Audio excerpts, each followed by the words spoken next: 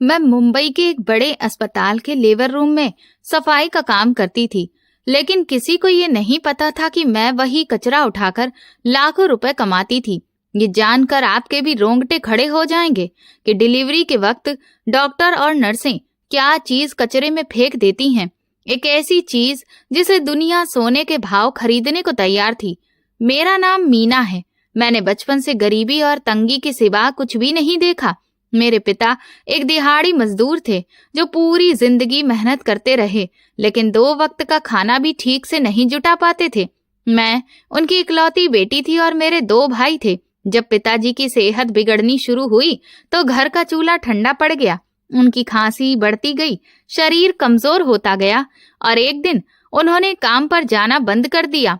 तब मेरी माँ ने हिम्मत की और उसी प्राइवेट अस्पताल में सफाई का काम शुरू कर दिया जहां आज मैं काम करती हूँ।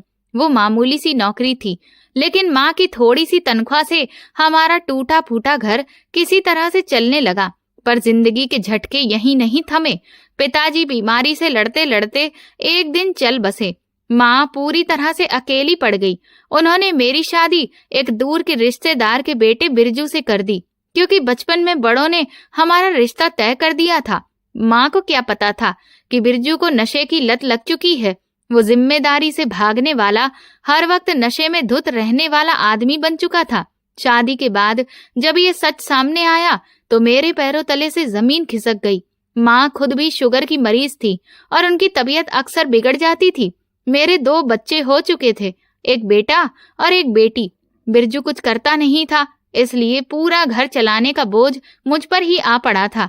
एक दिन जब माँ का शुगर लेवल बहुत नीचे गिर गया तो मैंने उनका हाथ दबाते हुए कहा, अम्मा अब आप आराम करो, आपकी जगह मैं काम पर जाऊंगी। माँ की आंखों में आंसू आ गए।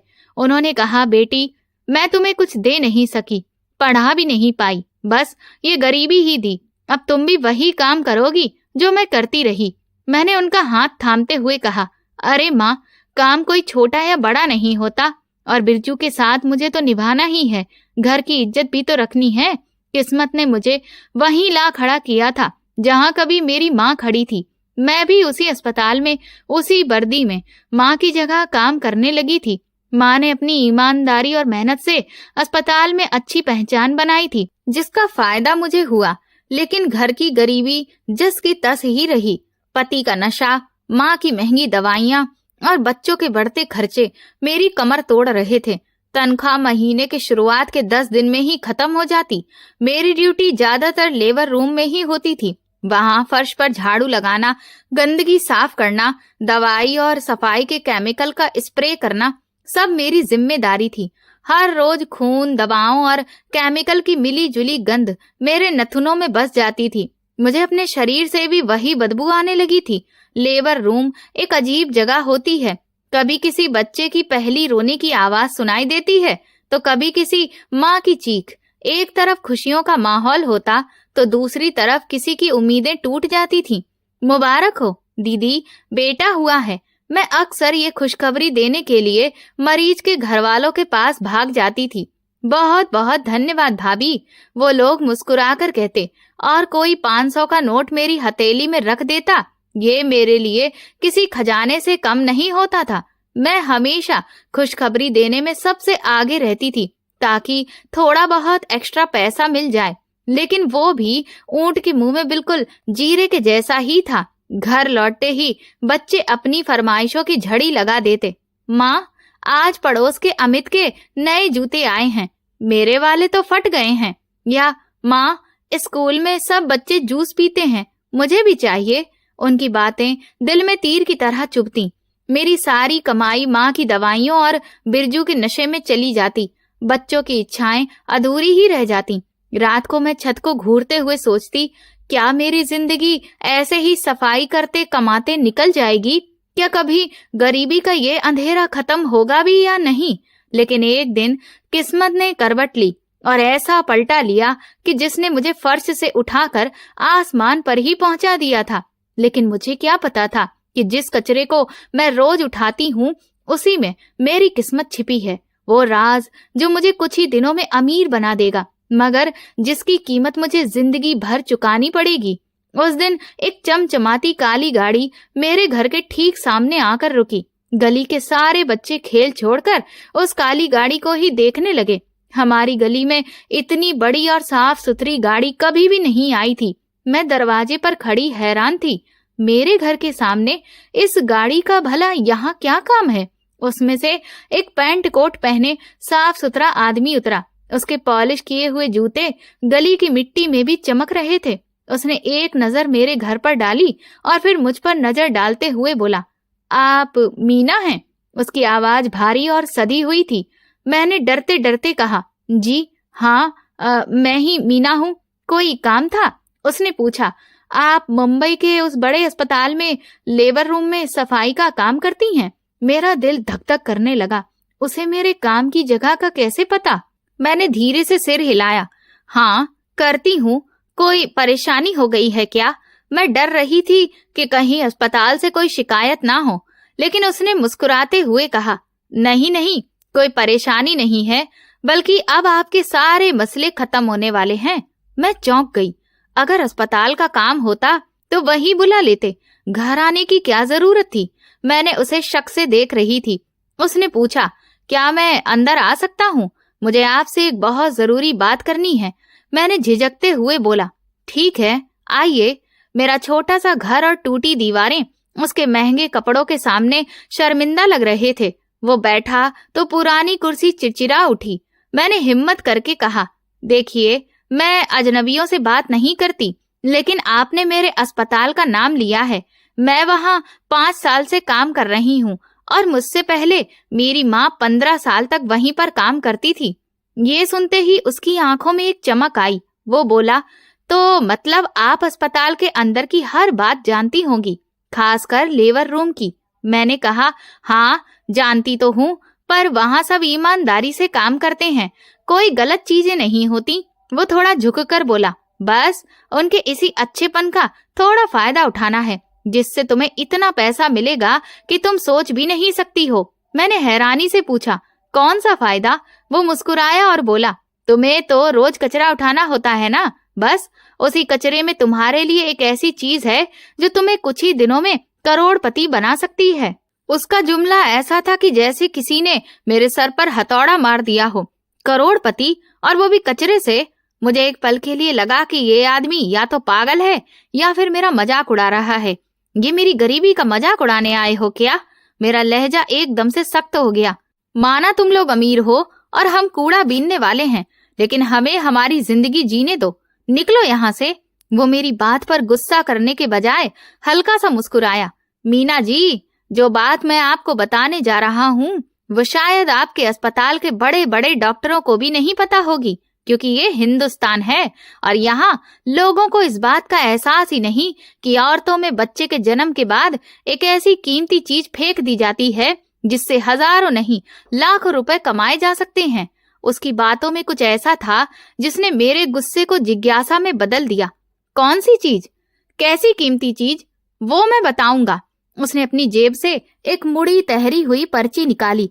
कल से जब भी कोई डिलीवरी हो, तुमने कचरे में से वो चीज निकालकर अलग एक थैली में रख लेनी है। ठीक है, रख दूंगी, मैंने बेसब्री से कहा, पर बताओ तो सही, वो चीज आखिर है क्या? उसने वो पर्ची मेरी तरफ बढ़ाई। इस पर सब लिखा है, इसे ध्यान से पढ़ लो। कल से तुम्हारा काम शुरू होगा, मैं तुमसे खुद संपर्क करूंगा। ये कहकर वो उठकर बाहर चला गया। मैं उसे जाते हुए देखती रही जब तक उसकी काली गाड़ी गली के मोड़ से गायब नहीं हो गई। फिर मैंने कांपते हाथों से वो पर्ची खोली। उस पर सिर्फ एक शब्द लिखा था, एक ऐसा मेडिकल शब्द जो मैंने कभी कभार नर्सों की जुबान से सुना था, लेकिन उसका मतलब मैं नहीं जानती थी। मैंने उस शब्द को बार बार पढ़ा। समझ में ही नहीं आ रहा था कि आखिर वो बेकार सी चीज इतनी कीमती कैसे हो सकती है, जिसे डॉक्टर और नर्सें इस्तेमाल की हुई रुई और पट्टियों के साथ फेंक देते हैं। मेरा दिल कह रहा था कि ये कोई धोखा है, कोई चाल है, लेकिन दिमाग कह रहा था अगर इसकी बात में जरा भी सच्चाई हुई तो मेरी और मेरे बच्चों की जिंदगी पूरी तरह से बदल सकती है। उस एक शब्द ने मेरे अंदर लालच और डर की ऐसी लड़ाई छेड़ दी थी जिसका फैसला अगले दिन अस्पताल के लेबर रूम में होना था। उस रात मुझे नींद ही नहीं आई। मैं बिस्तर पर करवटें बदलती रही। वो पर्ची पर लिखा शब्द मेरे दिमाग में लगातार घूमता रहा। वो अजनबी आदमी, उसके आत्मविश्वास से भरी आंखें और करोड़पति बनने की बात, सब किसी ख्वाब के जैसा लग रहा था। एक ऐसा ख्वाब जो डरावना भी था और खूबसूरत भी। एक तरफ मेरा डर मुझे उस काम को करने से रोक रहा था, तो दूसरी तरफ मेरे घर की हालात, बच्चों के भूखे चेहरे और माँ की बीमारी मुझे उस रास्ते पर धकेल रहे थे। मैंने उठकर कोने में सोए अपने बच्चों को देखा। चांद की हल्की रोशनी उनके मासूम चेहरों पर पड़ रही थी। उनके फटे कपड़े और कमजोर जिस्म देखकर मेरे अंदर दर्द उठा। नहीं, मैं तुम लोगों की जिंदगी ऐसे बर्बाद नहीं होने दूंगी। मैं खुद से बुदबुदाई। अगर उस कचरे में ही मेरी किस्मत का सोना छुपा है तो मैं उसे निकाल कर रहूंगी। ये सोचते ही मेरे अंदर का डर जैसे कि गायब ही हो गया। उसकी जगह एक अजीब सी हिम्मत और बेपरवाही ने ले ली। अगली सुबह जब मैं अस्पताल के लिए तैयार हो रही थी तो मेरा दिल पहले से ज्यादा तेज धड़क रहा था। मैंने अपने काम वाले बैग में एक एक्स्ट्रा साफ बैग छुपा लिया। हाथ कांप रहे थे, लेकिन इरादा पक्का था। जब मैं अस्पताल पहुंची तो सब कुछ वही था। वही गलियारे, वही लोग, वही बदबू, लेकिन आज सब कुछ अलग लग रहा था। अब हर चेहरा मुझे शक की नजर से देखता हुआ महसूस हो रहा था। मीना, आज बड़ी चुपचाप लग रही हो, तबीयत तो ठीक है? सिस्टर नीरज ने गुजरते हुए पूछा। वो अस्पताल की पुरानी और सख्त मिजाज नर्स थी। मैं एकदम चौंक गई। जी सिस्टर, मैं ठीक हूँ, बस रात को नींद नहीं आई। चलो काम पर ध्यान दो। आज सुबह सुबह 3 डिलीवरी केसेस आए हैं। लेबर रूम बिल्कुल साफ होना चाहिए। वो आदेश देकर आगे बढ़ गईं। उनकी बात सुनकर मेरी धड़कन और तेज हो गई। 3 केस मतलब कि 3 मौके। मैंने जल्दी से अपना झाड़ू पोछा उठाया और लेबर रूम की तरफ बढ़ गई। सफाई का काम कर रही थी, लेकिन ध्यान अंदर से आने वाली आवाजों पर ही था। बार बार दरवाजे के शीशे से अंदर झांकने की कोशिश करती रही। वक्त धीरे धीरे गुजर रहा था और मेरी बेचैनी बढ़ती ही जा रही थी। फिर वो पल आ गया। पहली डिलीवरी पूरी हुई। नर्सों ने बच्चे को साफ किया, वार्मर में रखा और फिर घर वालों को खुशखबरी दी। मुबारक हो भाई साहब, बिटिया हुई है। वह आदमी अपनी बच्ची की तरफ आगे बढ़ा। बच्ची के पिता ने खुशी से कांपते हाथों से 500 का नोट मेरी तरफ बढ़ाया, पर आज मेरी नजर उस नोट पर नहीं थी, बल्कि उस कूड़ेदान पर थी जिसमें नर्स ने खून और रुई में सनी कई चीजों के साथ वो कीमती चीज भी फेंक दी थी। जैसे ही डॉक्टर और नर्सें कमरे से बाहर गईं, मैं फौरन सफाई के बहाने अंदर घुस गई। दरवाजा हल्का सा बंद किया और जल्दी से कूड़ेदान की तरफ बढ़ी। मेरे हाथ कांप रहे थे, माथे पर पसीना आ गया था। मैंने जिंदगी में कभी चोरी नहीं की थी और ये काम मुझे दुनिया का सबसे मुश्किल काम लग रहा था। मैंने हिम्मत करके कूड़ेदान में हाथ डाला। खून और बाकी गंदगी देखकर मुझे उल्टी सी आने लगी, लेकिन उस अजनबी के शब्द मेरे कानों में गूंजे। ये तुम्हें कुछ ही दिनों में करोड़पति बना देगा। मैंने वो चीज उठाई जो उसकी बताई हुई निशानियों के मुताबिक थी और उसे जल्दी से अपने छुपाए हुए बैग में डाल लिया। तभी दरवाजा अचानक खुला और एक जूनियर नर्स अंदर आई। अरे मीना, तुमने अभी तक ये साफ नहीं किया, जल्दी करो, हमें दूसरा मरीज भी लाना है। मैं जैसे पकड़ी ही गई थी। झट से वो बैग बाल्टी के नीचे छुपा दिया। जी सिस्टर, बस 5 मिनट में सब साफ कर देती हूँ, मैंने घबराहट में कहा। उसके जाने के बाद मेरी जान में जान आई। ये मामला पकड़े जाने के बिल्कुल करीब ही था। शाम तक मैंने इसी तरह डरते डरते छुप छुप कर और ज्यादा 2 थैलियां और जमा कर ली। छुट्टी का वक्त हुआ तो मैंने वो थैला अपने बड़े बैग में छुपाया और अस्पताल के पिछले गेट की तरफ निकल गई। वो गेट वैसे तो कम ही इस्तेमाल होता था। वहां पहुंचकर मैंने उसी नंबर पर कॉल की जो उस आदमी ने मुझे दिया था। मैं पिछले गेट पर हूँ, मैंने धड़कते दिल से कहा। 5 मिनट में पहुंच रहा हूँ। दूसरी तरफ से आवाज आई। ठीक 5 मिनट के बाद वही काली गाड़ी अंधेरे से निकली। वो आदमी गाड़ी से उतरा और फिर मेरी तरफ बढ़ा। मैंने बिना कुछ कहे वो थैला उसके हवाले कर दिया। उसने थैला गाड़ी की पिछली सीट पर फेंका और अपनी जेब से नोटों की मोटी गड्डी निकालकर मेरे हाथ में थमा दी। ये तेरी आज की मेहनत है, वो हंसकर बोला। मैंने कांपते हाथों से नोट पकड़े। जिंदगी में इतने पैसे एक साथ मैंने कभी नहीं देखे थे। ये 2000 के नोट थे। शायद 800 से भी ज्यादा, मेरी पूरे महीने की तनख्वाह से 10 गुना ज्यादा। इतने पैसे देखकर मेरे मुंह से खुद ब खुद निकला, कहा था ना ये कचरा नहीं सोना है। वो मुस्कुराया, गाड़ी में बैठा और तेजी से निकल गया। मैं वहीं खड़ी नोटों को देखती रही, आंखों में आंसू आ गए। डर, गुनाह और शर्मिंदगी का जो एहसास था, उस पर अब लालच और खुशी भारी पड़ चुकी थी। उस वक्त मुझे अपने भूखे बच्चे, बीमार माँ और एक रोशन आने वाला कल दिखाई दे रहा था। मैंने उसी वक्त तय कर लिया, अब ये काम मैं रोज करूंगी। अस्पताल से घर तक का रास्ता जैसे कि हवा में उड़कर तय हुआ। हाथों में पकड़ी नोटों की गड्डी अब मुझे कागज के टुकड़े नहीं लग रहे थे, वो मेरी उम्मीदें थीं, मेरे बच्चों के सपने, मेरी माँ की सेहत की गारंटी।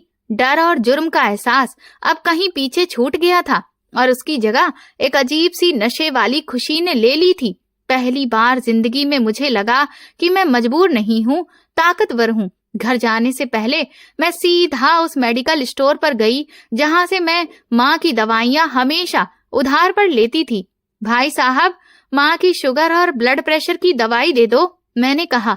दुकानदार ने मुझे ऊपर से नीचे तक देखा और रूखेपन से बोला, पहले पिछला 2000 रुपया चुका दो, फिर दवा मिलेगी।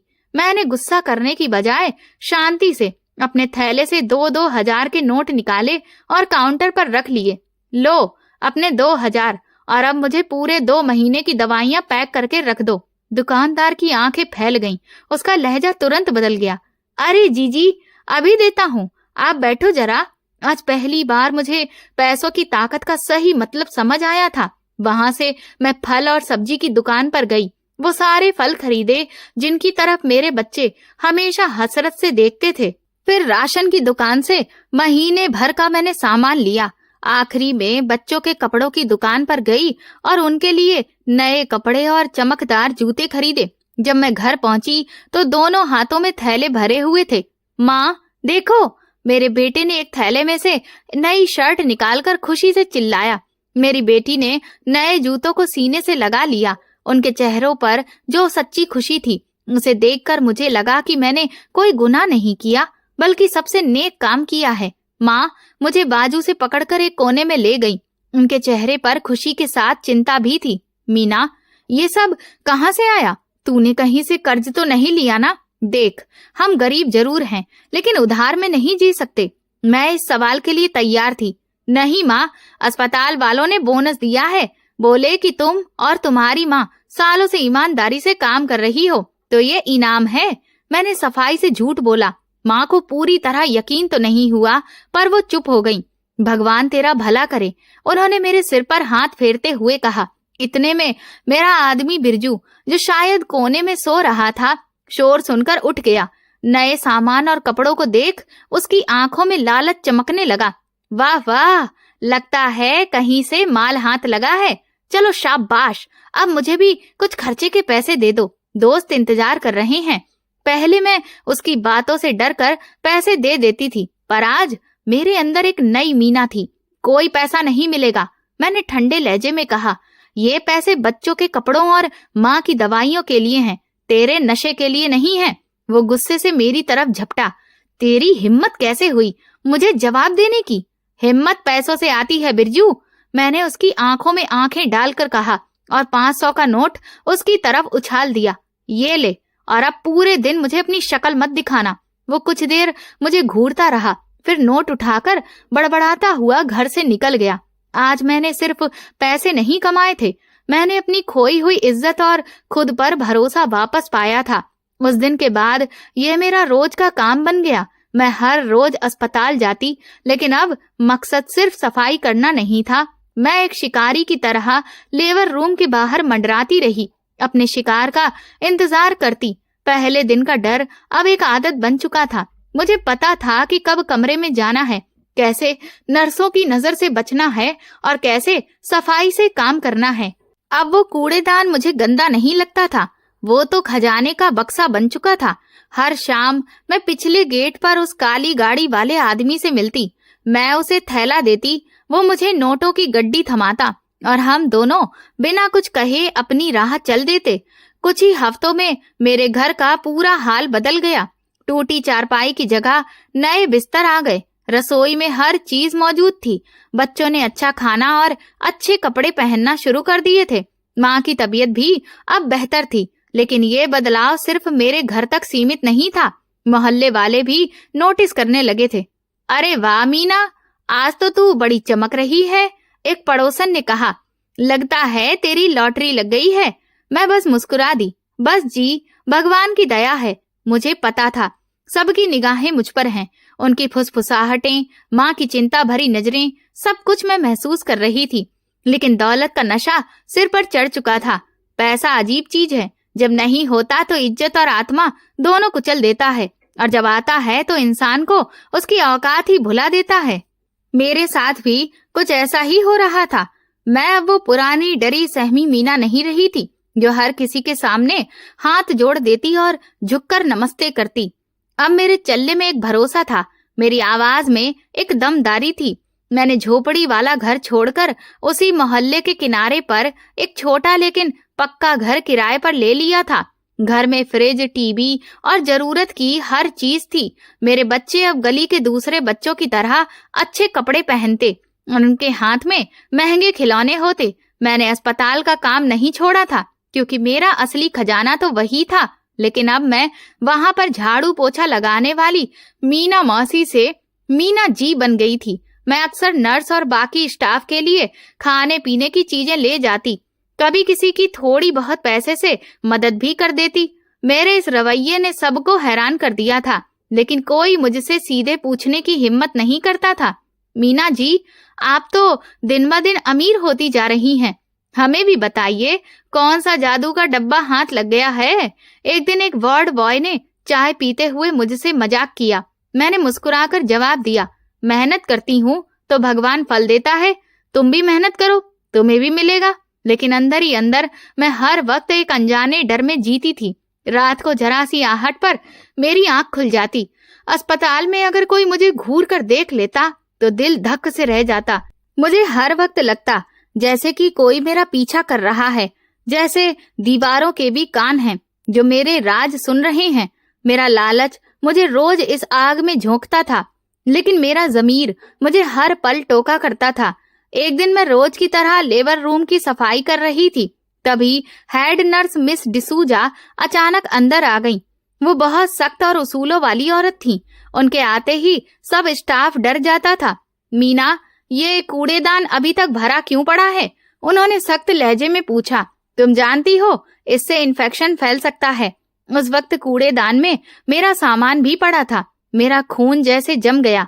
जी मैडम, बस उठाने ही लगी थी। दूसरी मरीज की हालत खराब थी तो वहीं मदद करने चली गई थी, मैंने हड़बड़ाते हुए कहा। उन्होंने शक भरी नजर से मुझे और फिर कूड़ेदान को देखा। आजकल तुम्हारा ध्यान काम पर कम और इधर उधर ज्यादा है। याद रखना, ये अस्पताल है, तुम्हारा घर नहीं। यहाँ छोटी सी गलती भी किसी की जान ले सकती है। ये कहकर वो कमरे से चली गईं। उनके जाने के बाद मैंने गहरी सांस ली। मेरे पैर कांप रहे थे। ये अब तक का सबसे बड़ा खतरा था। उस वाक्य ने मुझे और संभल कर चलने पर मजबूर कर दिया, लेकिन मेरे अंदर का लालच अब भी कम नहीं हुआ था। पैसे ने मेरे घर का माहौल भी बदल दिया था। बिरजू, मेरा पति, अब मुझसे ना झगड़ता था, न हाथ उठाने की हिम्मत करता था। उसे मालूम था कि उसकी दारू और अय्याशी अब मेरे पैसों पर चल रही है। वो गीदड़ की तरह मेरे आगे पीछे घूमता रहता। मीना, आज दोस्तों के साथ पार्टी का प्लान है, कुछ 1000 रुपए चाहिए। वो एक शाम मेरे पास आकर बोला। मैंने टीवी से नजर हटाए बिना कहा, पार्टी? किस खुशी में? तुमने कौन सा कोई काम कर लिया है? अरे जानू, तुम जो कमाती हो वो मेरा ही तो है। अब थोड़ा बहुत हक तो बनता है ना मेरा, उसने चापलूसी से कहा। मैंने गुस्से से देखा, तुम्हारा कोई हक नहीं है, ये मेरी मेहनत की कमाई है। फिर मैंने सोचा कि इससे झगड़ना बेकार है। मैंने पर्स से कुछ नोट निकाले और फिर उसकी तरफ फेंक दिए। आइंदा मुझसे इस तरह बात मत करना। वो पैसे उठाकर चुपचाप चला गया। अब घर में ताकत का संतुलन पूरी तरह से बदल चुका था, लेकिन मेरी माँ मेरी इस बदली हुई हालत से खुश नहीं थी। वो अक्सर मुझे चिंता और उदासी से देखती रहती। एक रात जब बच्चे सो गए, वो मेरे पास आकर बैठ गई। बेटी, मुझे सच सच बता, ये सब क्या चल रहा है? इतना पैसा कहाँ से आ रहा है? वो बोनस वाली बात मुझे हजम नहीं हो रही। मुझे डर लगता है कि तू कहीं गलत रास्ते पर तो नहीं चल पड़ी। मैं उनकी आंखों में आंखें डाल नहीं सकी। माँ, तुम बेवजह परेशान हो रही हो, सब ठीक है, तुम बस अपनी सेहत का ध्यान रखो और खुश रहो। हमने बहुत गरीबी देखी है, अब अच्छे दिन आए हैं तो उनकी कदर करो। बेटी, बुरे पैसों से आए अच्छे दिन कभी सुकून नहीं देते। माँ की आंखों से आंसू निकल आए। मुझे तेरी आंखों में वो पुरानी मासूमियत नहीं दिखती, एक डर दिखता है। बता दे, इससे पहले कि देर हो जाए। मैं बिना कुछ बोले अपने कमरे में चली गई। माँ के आंसुओं ने मेरे दिल पर गहरी चोट की थी, लेकिन अब लौटने का रास्ता बंद हो गया था। मैं उस दलदल में गले तक धंस चुकी थी, जहां से निकलना मेरे बस में नहीं था। कुछ ही महीनों में मैं अमीर हो गई थी। मेरे पास वो सब कुछ आ गया था जो मैंने कभी सपने में भी नहीं सोचा था। मैंने किराए का घर छोड़कर अपना छोटा सा बंगला खरीद लिया था। मेरी झोपड़ी वाली जिंदगी अब बस याद बनकर रह गई थी। लेकिन मैंने काम छोड़ा नहीं था। मेरा लालच मुझे हर दिन उसी अस्पताल के लेबर रूम में खींच लाता था। मैं अब भी वही पुराना सिंपल कपड़ा पहनकर जाती, ताकि किसी को शक ना हो। दिन रात मैं सफाई करती और जैसे ही मुझे अपने काम की वो चीज मिलती, उसे बैग में छुपा लेती और शाम को उसी काली गाड़ी वाले को दे आती। वह आदमी मेरा मददगार भी था और मेरा सबसे बड़ा डर भी। इतने महीनों में हमारे बीच काम के अलावा कोई बात नहीं हुई थी, लेकिन एक शाम जब मैंने उसे थैला दिया और उसने मुझे पैसों की गड्डी दी, तो मैंने हिम्मत करके पूछा, साहब, एक बात पूछूं? वो मुझे देखकर बोला, पूछो। आखिर आप इस कचरे का करते क्या हैं? ये इतना कीमती क्यों है? वो कुछ पल चुप रहा, फिर मुस्कुराया। तुम्हें पैसों से मतलब है या फिर उसकी डिटेल से? ज्यादा जानने की कोशिश मत करो, बस इतना समझ लो कि ये माल दूसरे देश में भेजा जाता है, जहां लोग इसके अच्छे दाम देते हैं। लेकिन क्यों? मैंने फिर पूछा। वो बोला, मीना जी, एक इंसान का कचरा दूसरे इंसान का खजाना होता है। ये कहकर उसने गाड़ी का शीशा ऊपर कर लिया और वहां से चला गया। उसका जवाब मेरे दिमाग में कई सवाल छोड़ गया। मैं जितना इस काम में फंसती जा रही थी, उतना ही मेरा डर और बेचैनी बढ़ती जा रही थी। अस्पताल में अब हालात बदल रहे थे। अब सबको मालूम था कि मैं अचानक अमीर कैसे हो गई हूँ। डॉक्टर और नर्सें अब अक्सर मुझे रोककर उसी बारे में पूछती रहती।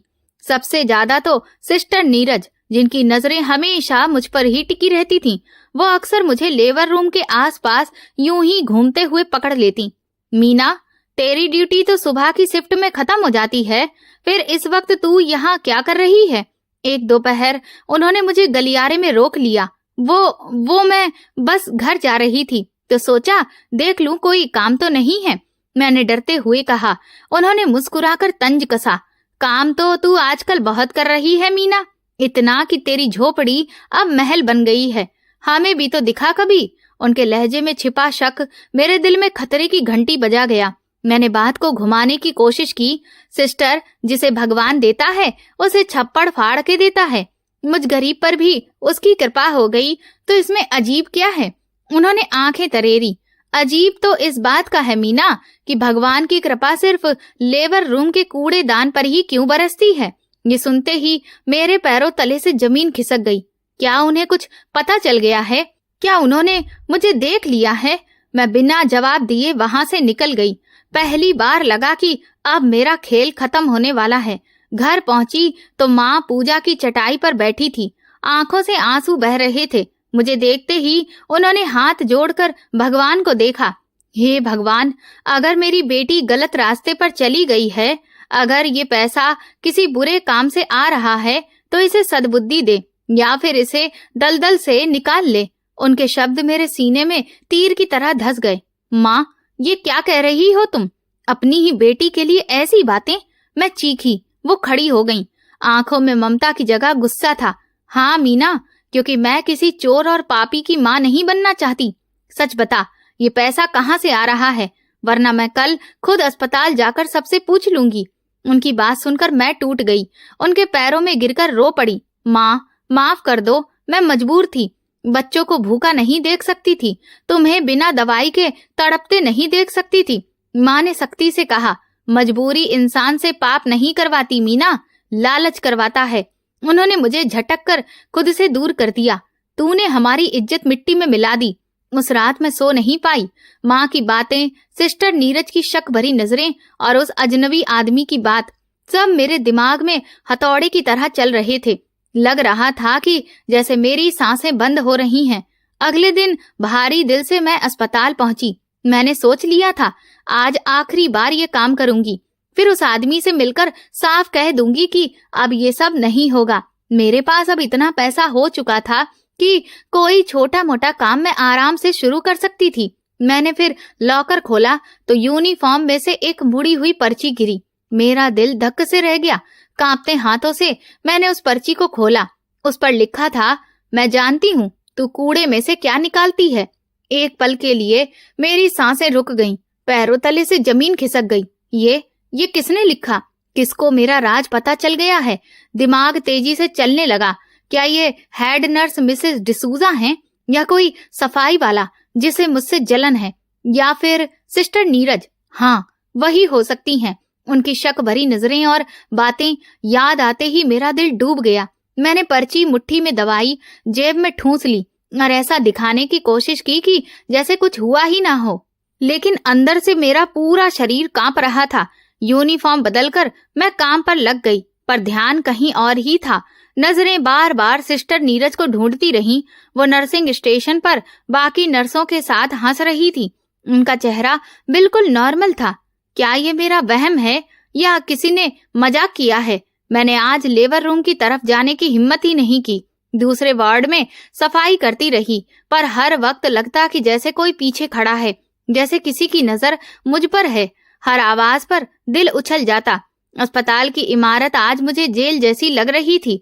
ड्यूटी खत्म होते ही मैंने कपड़े बदले और जल्दी से निकलने लगी। मैंने तय कर लिया था कि आज उस काली गाड़ी वाले से मैं नहीं मिलूंगी।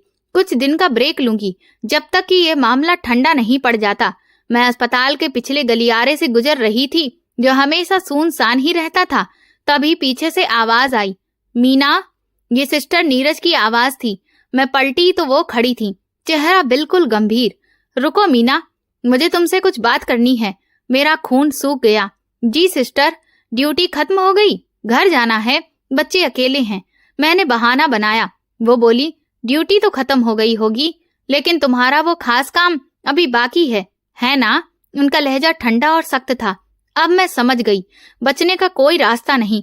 मैं चुपचाप सिर झुकाए खड़ी रही। वो बोली, मैंने तुम्हें कल भी अस्पताल के पीछे उस काली गाड़ी वाले के पास देखा था। कौन है वो जो सामने के दरवाजे से नहीं आता? मेरी आंखों से आंसू निकल पड़े। मैं दीवार के सहारे बैठ गई और फूट फूट कर रो पड़ी। सिस्टर प्लीज किसी को मत बताइए, मैं बर्बाद हो जाऊंगी, मेरे बच्चे अनाथ हो जाएंगे। वो मेरे पास आकर बैठी। अब उनके लहजे में सख्ती की जगह जिज्ञासा थी।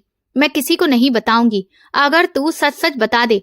आखिर उन थैलियों में क्या है जिन्हें तू इतनी छिपा कर ले जाती है? तू अचानक इतनी अमीर कैसे हो गई? मैं हिचकियों के बीच बोल पड़ी, सिस्टर, जब आप लोग किसी औरत की डिलीवरी करते हो तो डिलीवरी के बाद जो झिल्ली यानी कि प्लेसेंटा कूड़े में फेंक देते हो, मैं वो चुरा कर बेचती हूँ। ये सुनते ही सिस्टर नीरज के चेहरे पर घृणा और हैरानी छा गई। क्या पागल हो गई है तू मीना? वो तो गंदा फालतू हिस्सा होता है, उसे कौन खरीदेगा? मैंने धीमी आवाज में कहा। मुझे नहीं पता सिस्टर, बस उस आदमी ने कहा था कि ये बहुत कीमती है। लेकिन क्यों? आखिर वो इसका करता क्या है? उन्होंने गुस्से से पूछा। मैं कांपते हुए बोली, उसने बताया था कि उन्हीं झिल्ली से बड़ी बड़ी कंपनियां क्रीम और इंजेक्शंस बनाती हैं, वही जो अमीर औरतें झुर्रियां मिटाने और जवान दिखने के लिए लगाती हैं। वो प्लेसेंटा उन एंटी एजिंग क्रीम में इस्तेमाल होता है। सिस्टर नीरज के चेहरे पर अब सन्नाटा था, आंखों में हैरानी, घिन और सदमा सब साथ था। वो सुन रही थी एक ऐसी सच्चाई जो उन्होंने कभी सोची भी नहीं थी। जो चीज वो रोज गंदगी समझकर फेंकती थी, वही असल में लाखों रुपए का सोना थी, जो एक औरत के शरीर से निकलकर दूसरी औरत के चेहरे की खूबसूरती को बढ़ाने में काम आती थी। राज खुल चुका था। सिस्टर नीरज की आंखों में शक और हैरानी की जो लहर दौड़ रही थी, वो हर पल बदल रही थी। मैं उनके कदमों में बैठी अपनी किस्मत के फैसले का इंतजार कर रही थी कि अब वो मैनेजमेंट को बुलाएंगी, पुलिस आएगी और मेरे सब कुछ खत्म हो जाएगा। ये ख्याल मेरे दिमाग में बार बार घूम रहा था, लेकिन उनकी खामोशी बढ़ती ही जा रही थी। वो मुझे नहीं बल्कि सामने खड़ी दीवार को घूर रही थी, जैसे कि उनका दिमाग किसी गहरी सोच में डूबा हुआ हो। तो तुम कह रही हो कि ये चीजें झुर्रियां मिटाती हैं? उन्होंने आखिरकार खामोशी तोड़ी। उनकी आवाज में गुस्सा नहीं था, बस एक अजीब सी कमजोर सिसक थी, और ऐसा लग रहा था कि जैसे वो ये सोच रही हो कि इससे लाखों मिलते हैं। मैं रोते हुए बस सन्नाटे में अपना सिर हिलाती रही। जी सिस्टर नीरज, मैंने आपको सब सच बता दिया है। अब जो सजा देंगी मैं मान लूंगी। बस मेरे बच्चों का ख्याल रखिएगा। मेरी विनती पर उन्होंने मानो ध्यान ही ना दिया हो। उनका ध्यान तो कहीं और ही था। वो आदमी हर थैली के कितने पैसे देता है और तुम दिन में कितना जमा कर लेती हो? उनके सवाल मेरे लिए हैरान कर देने वाले थे। सजा की जगह इतना सवाल क्यों? डर की चपेट में मैंने सारी बात बतानी शुरू की। सिस्टर नीरज, वो हर थैली के 20 से 25 हजार दे देता है। जिस दिन ज्यादा केस होते हैं उस दिन लाख तक भी बन जाते हैं। एक दिन में कभी कभी लाख तक। ये बात उनके मुंह से जैसे फुसफुसाहट बनकर निकली। अचानक मैंने उनके चेहरे पर वही लालच देखा जो महीनों पहले मैं खुद में देखती थी। उनकी निगाहें अपने हाथों पर टिक गईं, लकीरों और छोटी छोटी झुर्रियों पर ठहरी। मुझे महसूस हुआ कि उनके दिमाग में भी वही जंग चल रही थी जो कभी मेरे दिमाग में थी। वो अपने तरीके की सख्त लेकिन ईमानदार नर्स थी, पर शायद उनकी जरूरतें उनके उस तरीके से बड़ी थीं। शायद उनके भी कुछ अधूरे सपने थे जिन्हें छोटी तनख्वाह में पूरा नहीं किया जा सकता था। एक लंबी अजीब सी खामोशी के बाद उन्होंने गहरी सांस ली और मेरी तरफ देखा। उनकी आंखों में अब कोई दया या फिर गुस्सा नहीं था, बस एक ठंडी कारोबारी चमक थी। उठो मीना, आंसू पोंछो, तुम्हें कोई सजा नहीं मिलेगी। उन्होंने ऐसे कहा जैसे कि फैसला सुनाया हो। मैं हैरानी से उनकी तरफ देख रही थी। क्या क्या मतलब? मैंने पूछा। मतलब ये कि कल से ये काम तुम अकेली नहीं करोगी। उनका ये वाक्य मेरे लिए पहले वाले खुलासे से भी बड़ा झटका था। मैं समझ ही नहीं पाई। सिस्टर नीरज उठकर खड़ी हुई और मेरा हाथ पकड़ा। अब रोना धोना बंद, काम का समय शुरू है। तुमने बहुत बेवकूफी से काम किया है, कभी भी पकड़ी जा सकती थी, लेकिन अब ऐसा नहीं होगा। उनकी आवाज में सख्ती थी और बातें गुप्त तरीके से कह रही थी। जैसे ही कोई केस फिनिश होगा, थैली कूड़ेदान में नहीं जाएगी।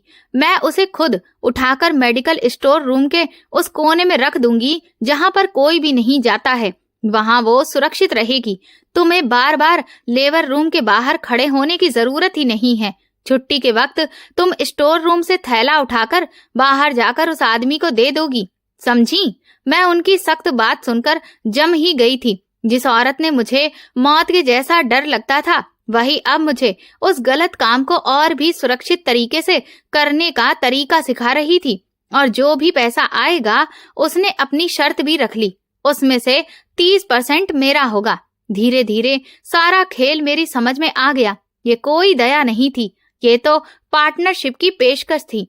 उन्होंने मेरी मजबूरी और मेरे डर को अपनी तरक्की का जरिया बना लिया था। लेकिन सिस्टर नीरज, ये तो जुर्म है। मेरा मुंह झटके में बोल पड़ा। वो हंस पड़ी, एक कटु खाली सी हंसी हंसने लगी। जुर्म? तब तक जुर्म नहीं था जब तुम अकेले लाखों कमा रही थी। मीना, अस्पताल वाले इन कीमती चीजों को जलाकर खत्म कर देते हैं। अगर ये किसी के काम आकर हमें कुछ पैसे दे रही हैं तो इसमें क्या बुरा है? हम किसी का हक नहीं छीन रहे हैं, बस अपना हिस्सा ले रहे हैं। मेरे पास मना करने का कोई रास्ता भी नहीं था। अगर मैंने मना किया तो वो 1 मिनट में मैनेजमेंट को सब कुछ बता देती। मैंने शिकारी से बचकर दूसरे ज्यादा खतरनाक शिकारी के पास पनाह ली थी। ठीक है सिस्टर नीरज, मैंने दबे हुए स्वर में कहा, मुझे मंजूर है। उन्होंने मेरे कंधे पर थपकी दी। आप घर जाओ और फिक्र मत करो, कल से हमारा नया काम शुरू होगा।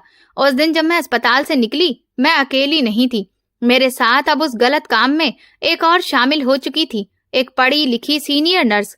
हमारा ये नापाक साथ किस मंजिल तक जाएगा ये मैं नहीं जानती थी, पर एक बात साफ थी, खतरा और कमाई दोनों ही दुगनी हो गए थे। सिस्टर नीरज की पहुंच और अस्पताल के सिस्टम की जानकारी की वजह से हमारा काम अब ज्यादा साफ सुथरा और कम जोखिम वाला हो गया था। वो जानती थी कि इस वक्त कौन सा कॉरिडोर खाली रहता है, किस डॉक्टर की ड्यूटी कब बदलती है और किस स्टोर रूम की चाबी कहाँ पर लटकी रहती है। अब मुझे सारा दिन लेबर रूम के बाहर घूमने की जरूरत नहीं थी। नीरज खुद ही सामान को सुरक्षित जगह पर पहुंचा देती और मैं छुट्टी के वक्त उसे उठाकर वापस ले जाती। पैसा अब पानी की तरह बहने लगा था। जहां पहले मैं रोज 500 रुपए कमाती थी, अब ये रकम 1 से 1.5 लाख रुपए तक पहुंचने लगी थी, क्योंकि सिस्टर नीरज अपनी पहुंच के कारण दूसरे ऑपरेशन थिएटरों से भी कीमती सामान निकालने का रास्ता निकाल लेती थी। हमने तय किया कि कुल रकम का 40% अब सिस्टर नीरज का होगा और 60% मेरा, क्योंकि बाहर वाले आदमी से संपर्क और सौदा करने की जिम्मेदारी और खतरा अभी भी मेरा ही था। दौलत ने मेरी जिंदगी पूरी तरह से बदल दी थी। मैंने एक छोटी सी गाड़ी ले ली थी। मेरे बच्चे शहर के अच्छे स्कूल में पढ़ने लगे थे। मैंने माँ के इलाज के लिए शहर के सबसे बड़े डॉक्टर से अपॉइंटमेंट लिया था, लेकिन माँ अब भी मुझसे खुश नहीं थी। वो मेरी दी हुई सहूलियतें इस्तेमाल करती थी, लेकिन उनकी आंखों में मेरे लिए हमेशा मायूसी और डर रहता था। मीना, ये सब कब तक चलेगा? वो अक्सर मुझसे पूछती। जिस चीज की बुनियाद ही कमजोर हो वो ज्यादा देर टिकती नहीं। माँ, तुम चिंता मत करो, मैं सब संभाल लूंगी। मैं हमेशा उनकी बात टाल देती। दूसरी तरफ सिस्टर नीरज की जिंदगी में भी बड़ा बदलाव आ रहा था।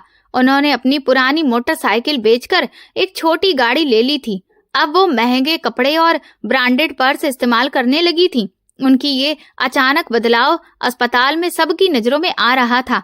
लगता था कि सिस्टर नीरज की भी कोई लॉटरी लग गई है। लोग उनके पीछे बातें करने लगे। हमारे बीच अब दोस्ती नहीं, बस कारोबार का रिश्ता था। हम सिर्फ काम के समय बात करते, हिसाब करते और अगला प्लान बनाते। लालच हम दोनों पर हावी हो गया था। मीना, ये आदमी हमें बहुत कम पैसे देता है। एक दिन नीरज ने मुझसे कहा, ये माल बाहर लाखों में बिकता होगा और हमें सिर्फ हजारों में मिलता है। हमें कोई नया खरीदार ढूंढना चाहिए। नहीं सिस्टर, ये बहुत खतरनाक होगा। मैंने तुरंत मना कर दिया। जितना मिल रहा है क्या वो कम है? ज्यादा लालच हमें ही नुकसान देगा। मेरी बात सुनकर वो गुस्से से बोली, तुम हमेशा डरती ही रहती हो, इसीलिए सारी जिंदगी ऐसा करती रही। पैसा कमाने के लिए हिम्मत चाहिए। फिर वही दिन आया जिसका मुझे डर था। अस्पताल के मैनेजमेंट ने सिक्योरिटी बढ़ाने के लिए हर कॉरिडोर, खास तौर पर स्टोर रूम्स और पिछले गेट पर नए सीसीटीवी कैमरे लगवा दिए। ये खबर हमारे लिए किसी बम से कम नहीं थी। सिस्टर, अब हमें ये काम तुरंत बंद कर देना चाहिए। मैंने घबराकर नीरज से कहा, ये कैमरे हमें पकड़वा देंगे। हमारे पास इतना पैसा है कि हम इज्जत से जी सकते हैं। पागल मत बनो मीना, उन्होंने मुझे झटका दिया। पैसा कभी भी काफी नहीं होता है और इन कैमरों का भी कोई ना कोई रास्ता तो मैं निकाल ही आएगा।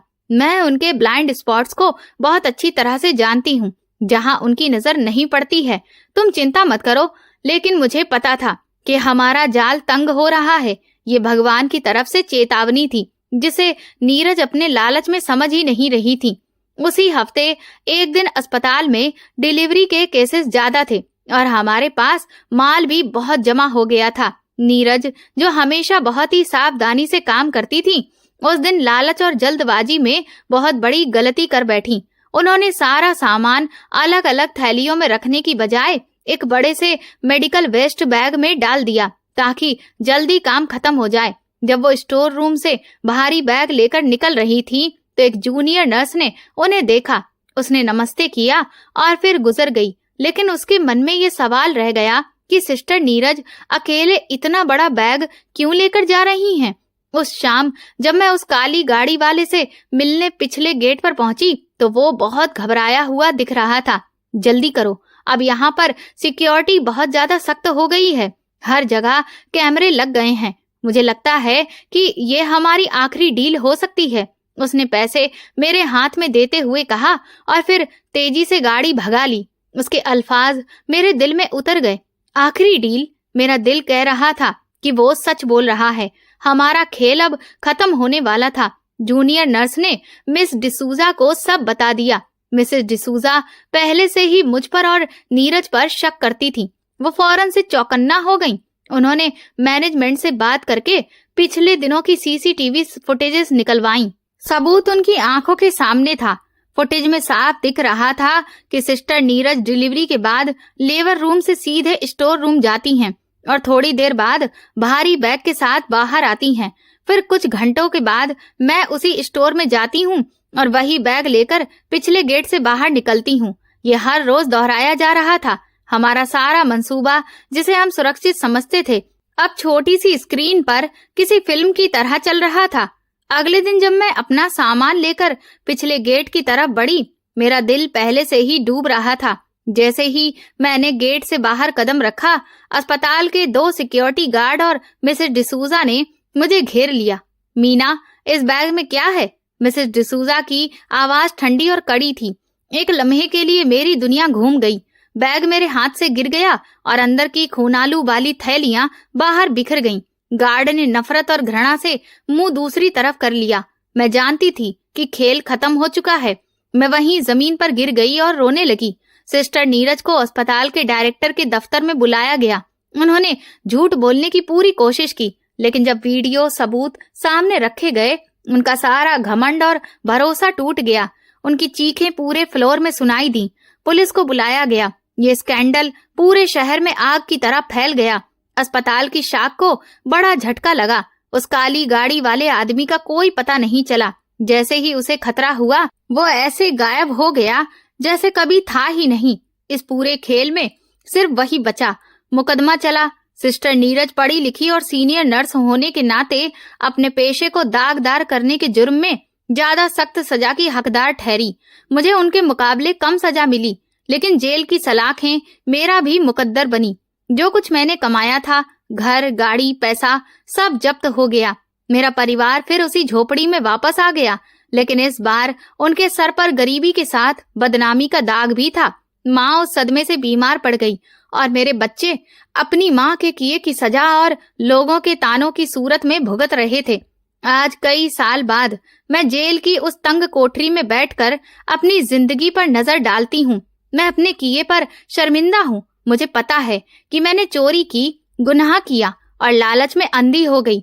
मैं इसकी सजा भुगत रही हूँ और इसे मानती हूँ, लेकिन फिर मुझे अपने बच्चों के चेहरे याद आते हैं जब वो पहली बार नए कपड़े पहनकर स्कूल गए थे। मुझे माँ का वो सुकून भरा चेहरा याद आता है जब उन्हें समय पर दवाई मिलती थी। जो कुछ भी मैंने किया, उसकी शुरुआत लालच से नहीं बल्कि मजबूरी और मोहब्बत से हुई थी। मेरा गुनाह सिर्फ इतना था कि मैंने अपने बच्चों के लिए एक बेहतर जिंदगी का सपना देखा। मैंने गलत रास्ता चुना और उसका अंजाम बहुत ही बुरा हुआ।